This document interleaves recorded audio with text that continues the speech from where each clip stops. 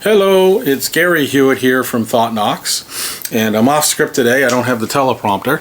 I'm going to talk about programming and coding because that's one of the things that I've spent a lifetime doing. And what I find fascinating is that ever since I've been a programmer, there has been this backlash against programmers and programming.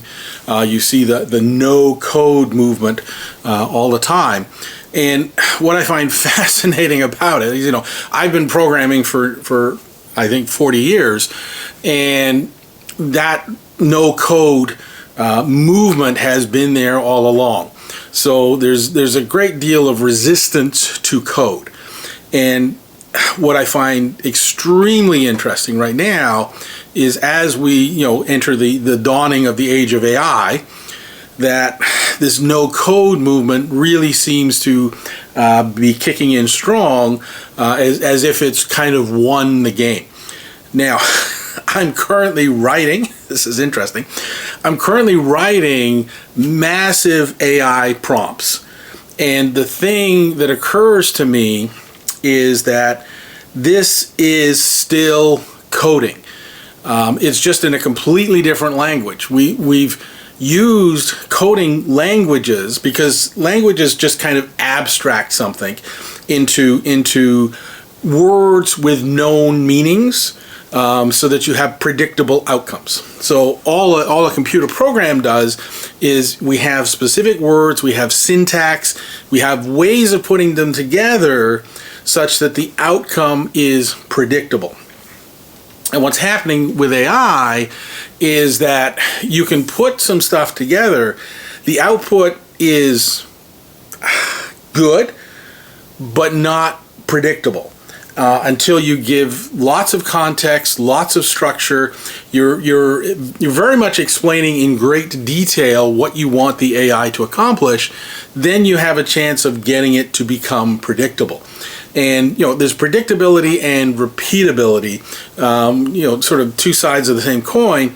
Because the challenge then becomes, like, if you put in a prompt and you say, I want a picture of a cat. So there's a very simple problem. So imagine a cat. And then you do that a second time, imagine a cat, you get a completely different cat. You do that a third time, you get a completely different cat.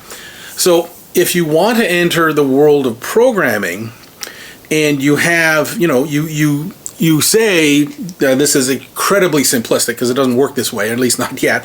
You say, build me an app, right? And you say that to the AI and it spits out an app. Okay, so we're getting close to AIs that can spit out an app, but then you type it again and you go, build me an app, and it builds a completely different app. So at some point, you're going to get a very, very long prompt. You're going to be very clear and precise about your words, and you're going to hope that the AI produces something close to what you want, which amusingly sounds exactly like what programmers do. They just do it in a very structured and controlled language. Now, here's the other challenge. Let's say that you've accomplished that. Let's say you've built a prompt, you've got the AI to produce something. Then you put your app out, and lo and behold, there's a bug, or there's something, or there's a feature request. Either way, how do you take this that the AI has put out? How do you turn around and get the AI to change that, to add the feature, right? Because again, if you go, I want a picture of a cat, and you get a completely different cat, or I want another app, or I want this app again, you won't get the same app. You will get something, close but different. So how do you deal with that? And knowing the nuances that are involved in programming, I think we've got a long way to go before the no code.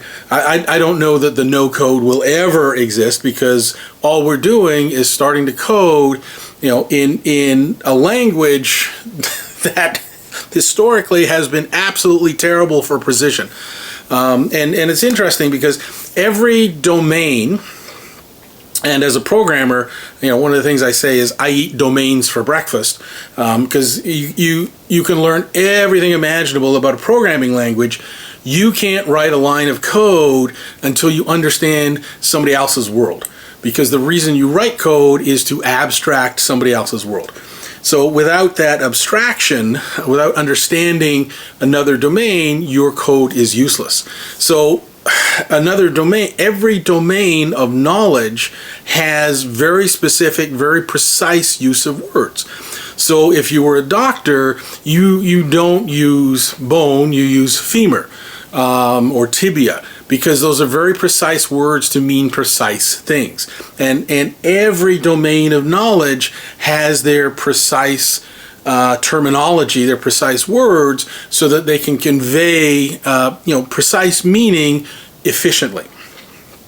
So as a programmer, you learn to work out what those words are, what those meanings are, so that you can abstract them into code. Now, I have no question that the AI can and will be able to do that. I'm not saying the AI can't write code, because yes, it can.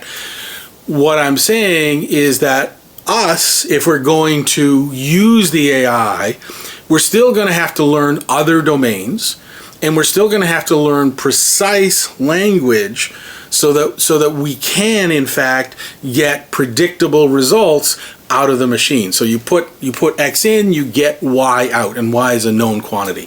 So like I said, I have to laugh at the no code thing, and I have to laugh at the fact that we're all becoming programmers, in spite of the fact that all of this backlash against programmers for about as long as I can remember. So I just find it fascinating. So there you go. Happy coding, everybody.